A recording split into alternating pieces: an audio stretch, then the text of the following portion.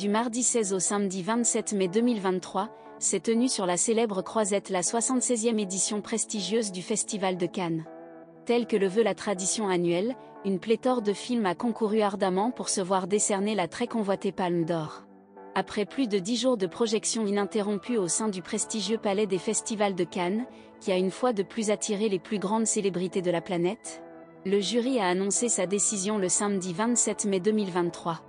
En cette journée mémorable, les téléspectateurs de France 2 ont pu vivre en direct l'apothéose de la réalisatrice française Justine Triet, couronnée de la Palme d'Or tant convoitée pour son œuvre magistrale intitulée « Anatomie d'une chute ».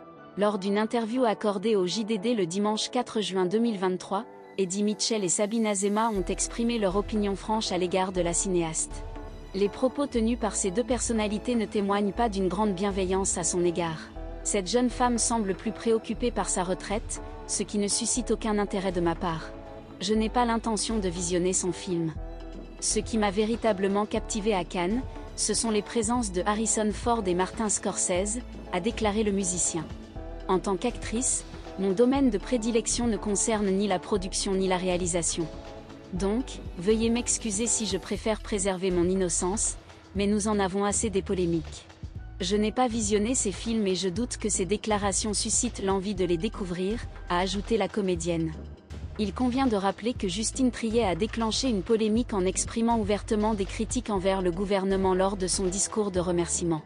Elle a déclaré « Le pays a été le théâtre d'une protestation historique d'une puissance considérable et d'un consensus unanime contre la réforme des retraites », exprimant ensuite ses regrets quant à la manière choquante dont le gouvernement a nié ce mouvement.